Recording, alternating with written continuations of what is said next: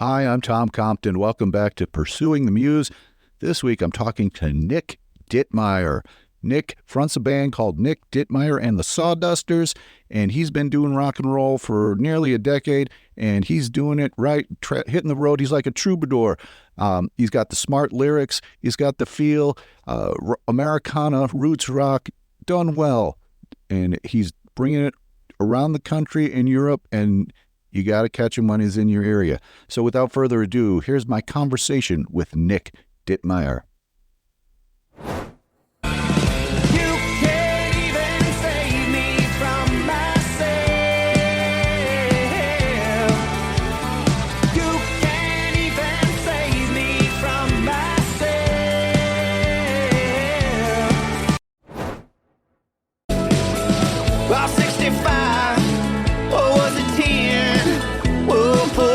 The La Quinta, and we'll burn it down, start fresh again. I only write confessions with my hotel pens. Only write confessions with my hotel pen. Love it like you did. Hope you laugh and shake your head. All the things the best remember are the ones that we forget. All right, we are in the studio with Nick Dittmeier on Pursuing the Muse this evening, and really excited to talk to Nick. To get started with, could you tell me how you got started writing songs? It really, I guess I would have been like 12 or 13. It was like the summer going into 7th grade, and it's kind of, I started playing guitar because I wanted to write songs, but why I wanted to write songs, I did it because I wanted to be in a band. I thought being in a band would be cool. Be a cool thing to try to do. Going after the ladies a little bit? I don't know. Maybe so much of that. I don't think so. Not at that point? No, it wasn't fueled by that. I don't think so. Okay. Well, that's fair to say. So, yeah, I mean, 12 is, wide-eyed and impressionable at that age. So that's cool. But what were some of the musicians that got you thinking about playing guitar and writing songs? A lot of music that was on the radio at the time. So like Soundgarden and Nirvana and Foo Fighters, Green Day, Weezer, things that was, on the radio at the time, just mainstream rock radio. Okay. And were your early attempts at songwriting in that vein? Yes, definitely, for sure. I mean, so that would have been about 7th grade. And, I didn't, I make roots music now, but I didn't start that way at all. I was in rock bands and hardcore bands and things like that, and I played in like jazz combos, like with college stuff, and so I played in a lot of different types of things. And then I wrote the root stuff, the country stuff. I didn't really start till I was probably like 21, 22, something like that. So everything kind of up to there was, harder rock type stuff. Okay. Do you have any keepers from your first 8-9 years? I don't think so. No, I don't. Maybe a snippet here or there, but I mean, it's not embarrassing, but I wouldn't recommend it. And how long after you started just picking up the guitar were you writing songs? Immediately, because that was the reason I wanted to play guitar. Okay. Was to write songs, but like, kind of like, I was thinking this today, the whole thing about being a band leader and being the main songwriter and all this stuff, that really only came from somebody having to do it too. So like, if you can kind of like step in a void that exists with other musicians, then you can probably, show a little leadership and you'll get to do what you want to do in a lot of cases.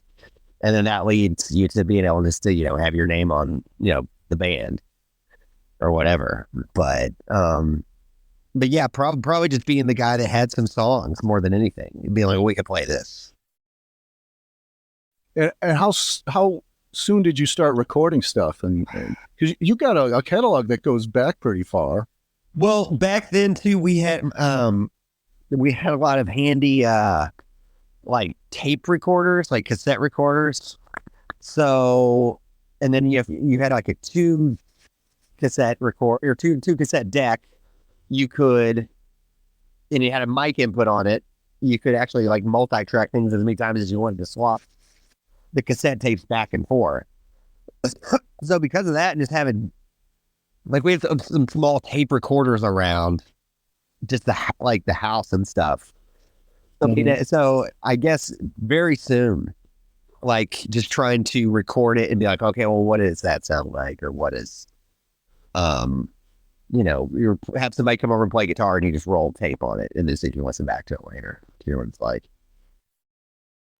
And then at what point did you start pressing things? And because you've got, 6, 7 at least records out on streaming services. Yeah. I did. Well, the first time I probably would have, put a CD out that wasn't, because back then also you had CD burners that you could do at your house. It probably took 10 to 15 minutes to burn a single CD, but if you at least wanted to burn some to like pass out to somebody or to like, a booker at a club or a bar or something, that was always good to have. But so outside of that, I was probably in the 11th grade, I think, the first time I had like a professionally press CD and things like that, that was something that somebody could actually buy. But so yeah, it wasn't, I was probably 17, I think, something like that. Now you were saying you were playing jazz around your college years. Did you study jazz in college? No, I didn't. I was doing that in early high school. Actually, there's a college in Louisville called Bellarmine University, and my private instructor was a professor there for their jazz studies program. So that's who I took with, and they had like ensembles as well that were like college classes, but like you could be invited to do it. So I, like in high school was doing, took instruction all through it. And then I just kind of like, by the time I was done at high school, I was just kind of done with, any kind of academic type thing with music in that way. It didn't interest me. I got into college to do jazz studies, but I didn't do it I went some totally different route. So, but yeah, so nothing like that on a college academic level for sure. Now you tour as Nick Dittmeier and the Sawdusters. At what point did the Sawdusters emerge for you on the scene? Yeah, that was probably in like 2015, 16, somewhere around there. And it was, I was just playing under the name the Nick Dittmeier Band, or just, it would be advertised as Nick Dittmeier. And it was kind of confusing sometimes, if you're playing like a solo show or a band, I was looking for an idea to be the Andas, and I'd put a few different names on flyers that didn't really ever stick. One of which was Nick Dittmeier and the Swill Merchants was one. And that it was a reference to the movie Almost Famous, when he's talking to Philip Seymour Hoffman, and he just in Philip Seymour Hoffman tells him they're swill merchants. But that didn't stick. But the Sawdusters came from, it was actually the invention of the bass player at the time, a guy named Aaron Waters. It was his dad, who's this kind of eccentric guy, artist. He makes these weird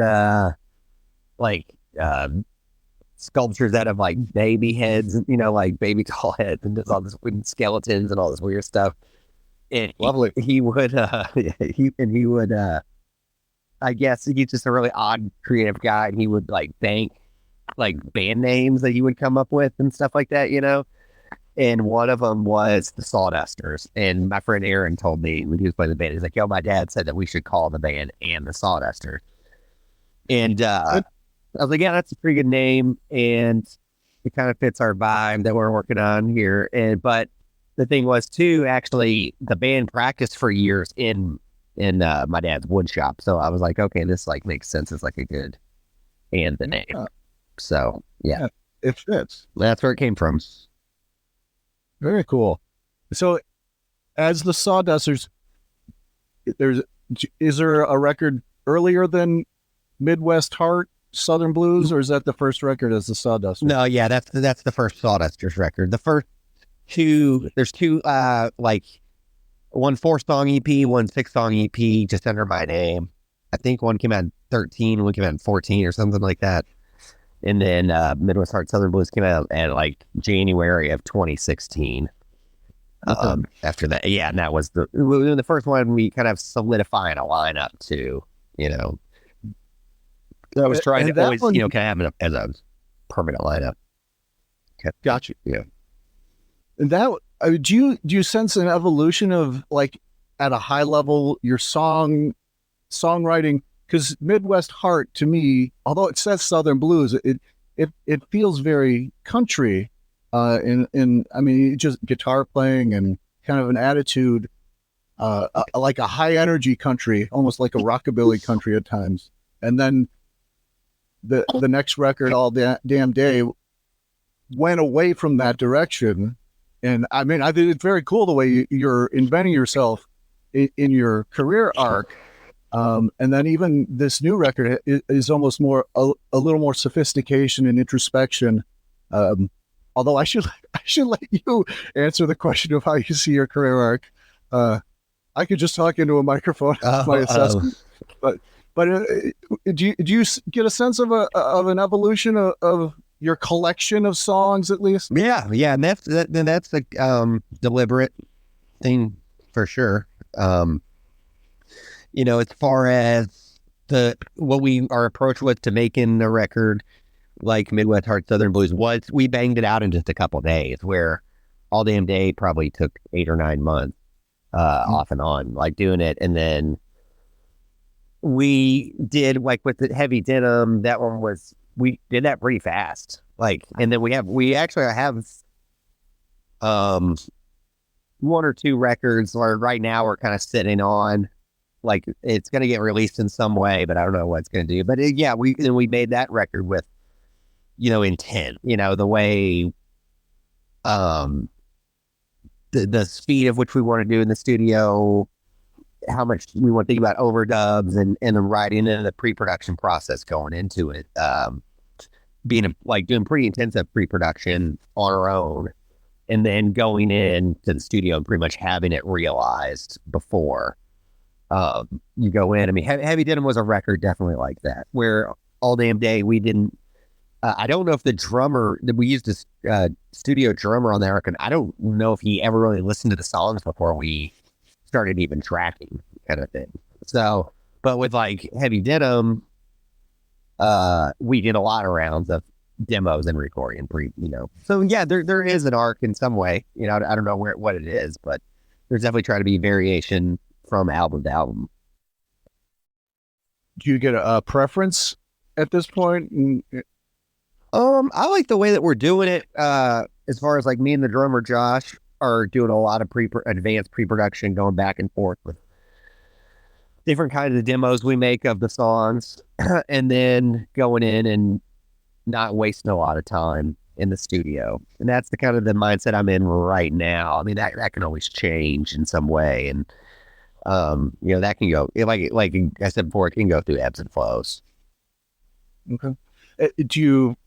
Does it give you is there like an urgency or a higher energy you get out of it that translates? Yeah, I think so, for sure. We're not pouring over a lot of these takes. We are, kind of the part we want, and what we know. We've heard what the finish line sounds like. Okay. So I saw you not too long ago, and you played a newer song that you're planning to release. Do you have a timeline for? I mean, you're talking about you got 2 records in your pocket right now. Uh-huh. You got a timeline for putting that stuff out? We think I think there'll be an EP coming out. I can't say for sure. I think it will be coming out probably in late March, early April, because we're kind of behind schedule. We've got pretty much all of it done, but we're still behind the schedule of what we need to do. And we're gonna press something on vinyl and everything. So but yeah, I think in the spring we'll have something new out. All right. Well, let's talk about Heavy Denim, because that was one of my favorite records of 2022. And like one of my favorite songs on Heavy Denim, Save Me From Myself. Can you can we deep dive a little bit on where that came from, how that came to you, and how it morphed into what it finally became? Yeah. Gosh, I'm trying to remember that song. I think, I mean, gosh, you know what? If I'm being real honest, I don't really remember too much of writing that song. But I do remember it was like around May of maybe 21 or something. Because I remember I went like on a trip to Red River Gorge in Kentucky. But yeah, man, like I remember being deliberate about writing it, but there's nothing really I remember that much about it. I remember having it and put it all together. Then, we started playing it out. It was probably one of the first songs off that batch of songs we were testing out live and stuff. And we did it a lot on this tour in 2021 we did in Europe. We did like 6 weeks over there. And we got just such a really good response from it. I think we went back and got home and decided to demo it. And then, try to prepare to get some label interest in putting out a full record. But yeah, we kind of dangled that one to get to that point. With on Heavy Denim, is that more? Would you say it's more reflective of what's going on with you? Because it seems like on All Damn Day, you got a lot of characters and a lot of storytelling of people that may or may not be you, but it feels like Heavy Denim is more you than characters. Yeah, that's a good observation. That's probably accurate. I would say probably, I don't know, the new stuff is I'm not sure how that really, maybe it's a mix of all of them. I'm not really sure. Are you generally a music first guy than lyrics? No,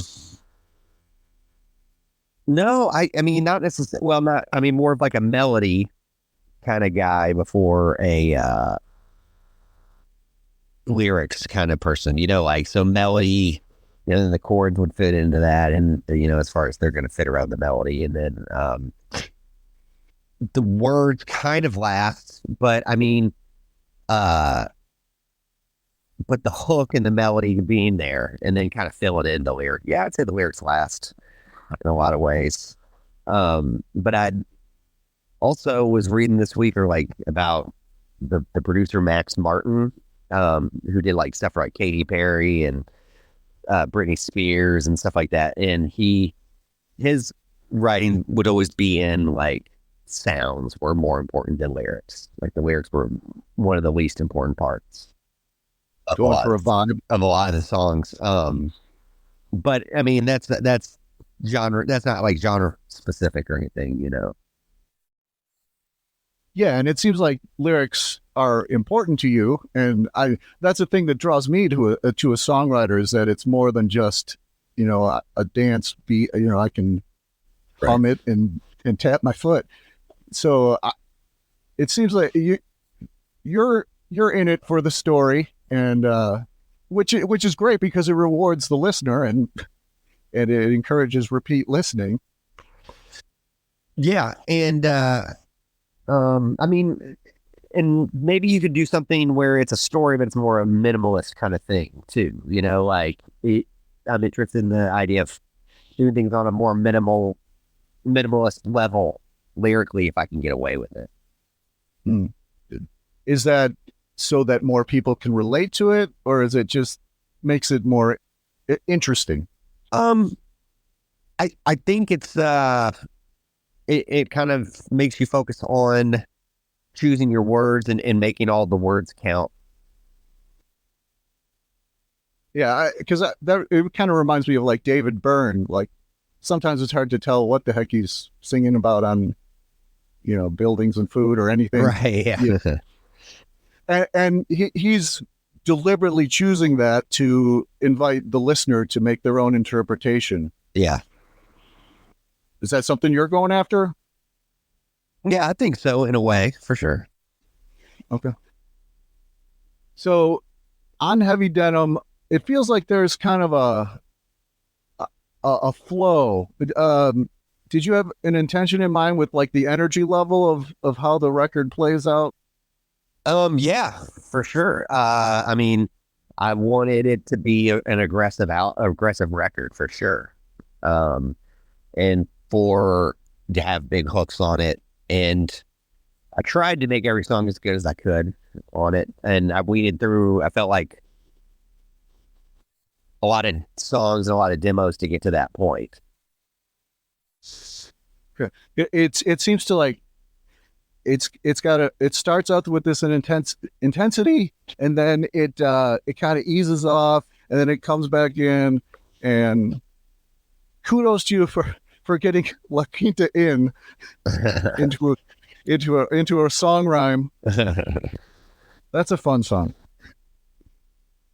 Now, at the high level, I talked to your bass player JD before, where I was asking him about Heavy Denim and the meaning, because at first look, I couldn't catch how Heavy Denim related to the songs, and I didn't know the term. So can you explain the album title and how it relates to the collection?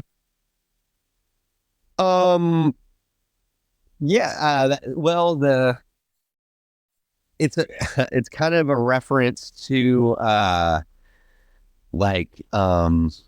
to think the best way to say this, but like country bands or like Americana bands wear a lot of denim, like denim bands and stuff, and that this was kind of like a heavier version of that kind of music in a way, or like a more aggressive form of that kind of music.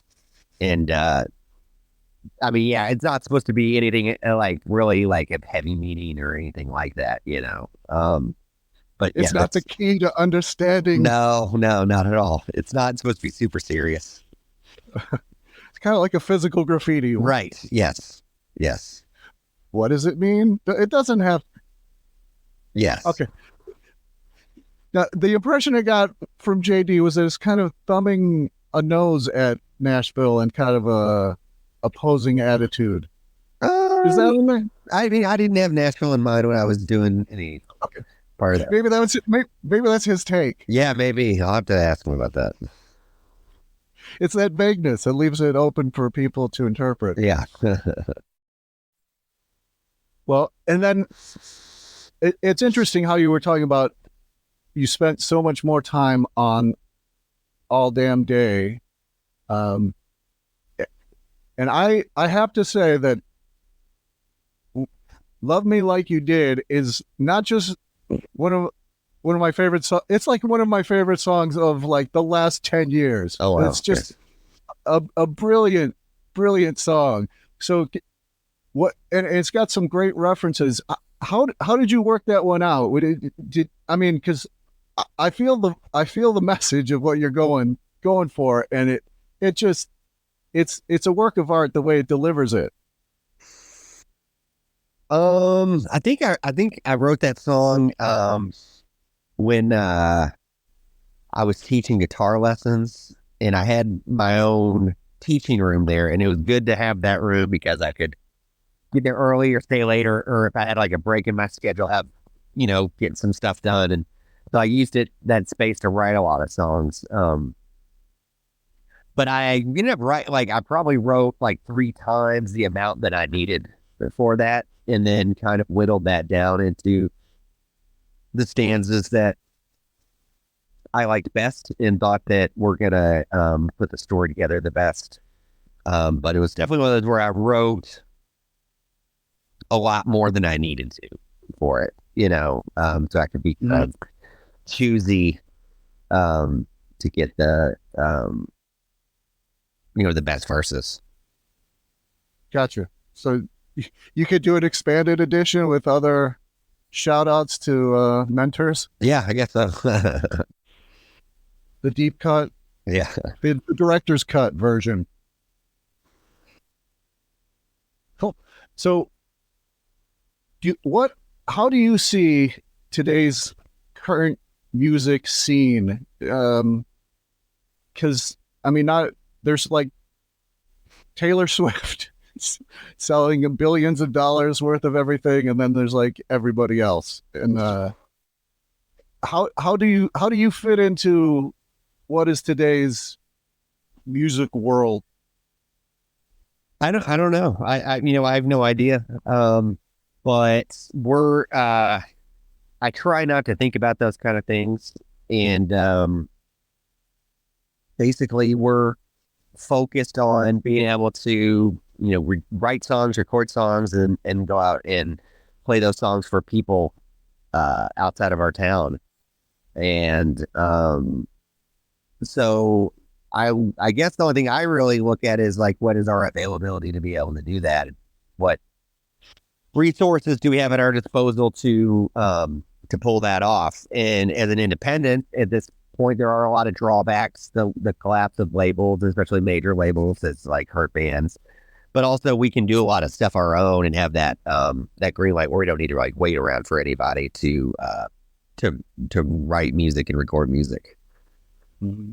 Just kind of the lack of the middleman. Kind of, yeah, in a lot of ways. I mean, a lot of factors in that. So you don't have like the standard interview question, your 5-year plan, 10-year plan. You just doing what you can do to keep doing it. Yeah, I don't have any semblance of a plan, no.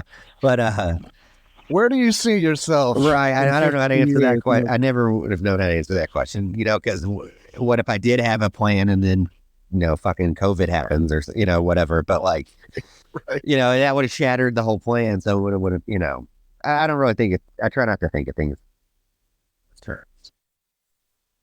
How did something like COVID affect you? Well, were you able to pivot and like live stream? And Josh and I, the drummer, were talking about this the other day, and I remember I think we did like 2 or 3, and then after that I was just kind of like, I didn't like it. It wasn't something I enjoyed doing. So I feel like the first couple months I didn't really do much of any. I was kind of in a burned out phase anyways, and I just kind of took a little time off and was working on a couple of just projects around the house and stuff. So but then as time went on, I tried to poke my head out and kind of see what was going on and what people were doing and stuff. Did you use it as a songwriting opportunity? Kind of eventually, yeah. Eventually, I did, but at first, I didn't. It's kind of a blur in a way, but but yeah, I definitely had more time to focus on songwriting. Which, may have played into why you have 2 records in your back pocket. Right. Now. Yeah.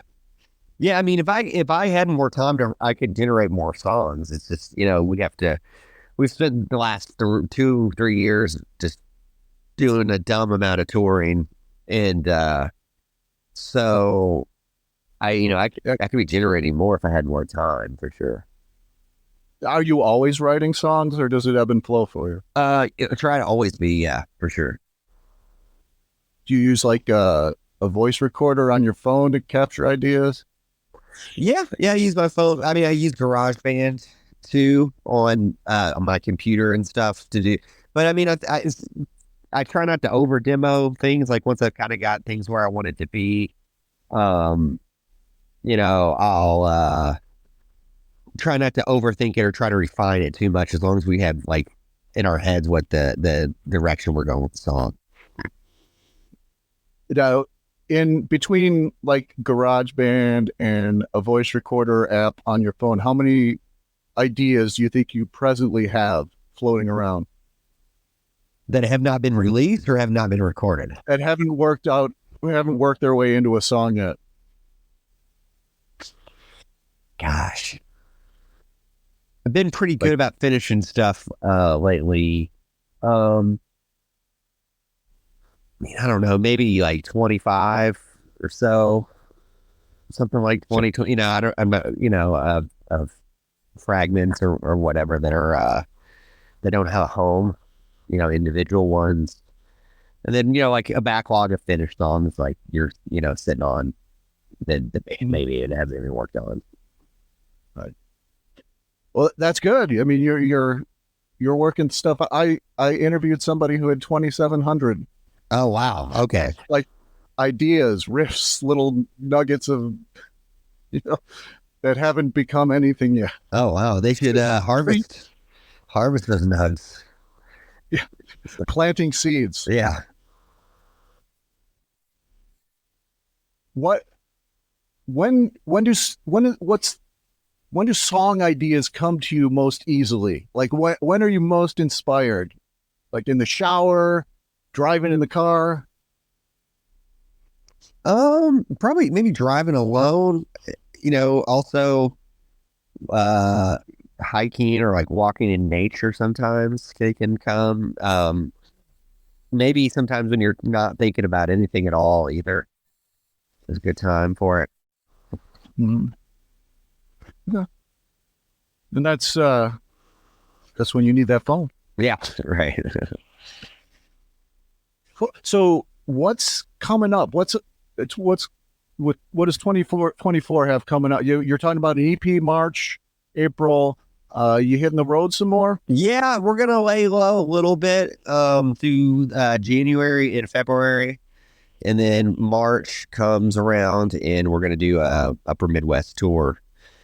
Then we'll be actively touring through the whole year. So, but yeah, okay. the first few months are going to be a little quieter than they had. Are there any artists that are you're listening to these days outside of your own stuff? Yeah, I always listen to a lot of George Clinton, Parliament, and all of the offshoots of that kind of stuff. I think that was like that wouldn't have been a guess of mine from the roots rock Americana. Oh yeah. Oh no, I'm a huge George Clinton fan, and Nice. also I finished like probably watched this movie like 30 times now. The Rolling Thunder Review documentary on Netflix, the Bob Dylan one. Okay. Yeah. So it's pretty crazy if you like rewatch it. It's just ridiculous. It's just a ridiculous documentary. But so yeah, I was listening to Planet Waves yesterday too when I was like cleaning up the house, which I hadn't listened to in a while. I just have you ever seen the Muscle Shoals documentary? That's on Amazon Prime. Yeah. Mm-hmm.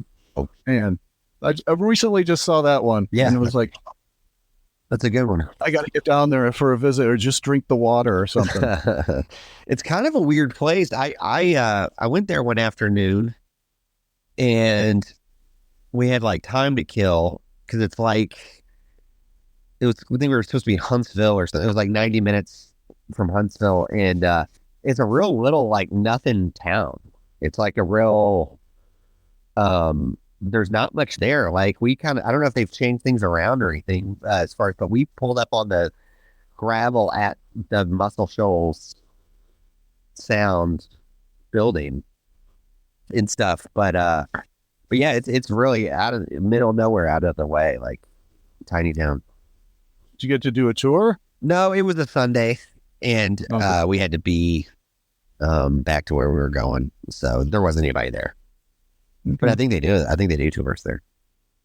Yeah, it's crazy. the two studios where the Swampers went up. Right. Yeah. All right. Sorry, I don't mean to detour anything here, but so you're going to be hitting the road. Well, no, you're going to be laying low January, February. Let me say the complete opposite of what you just said. Then you got the new stuff coming out, so it looks like for someone who doesn't do the 5-year or 10-year plan, you at least do the 6-month. Right. Yeah. I'll let you know where I'll be in sometime this year. I'll keep refreshing bands in town. All right. See what pops up. All right. Well, it's been very cool talking to you, Nick. I appreciate you taking the time. Anything you want to mention before we wrap it up? No. Thanks for having me tonight, and yeah, hopefully we'll see you out at a show or something. Absolutely.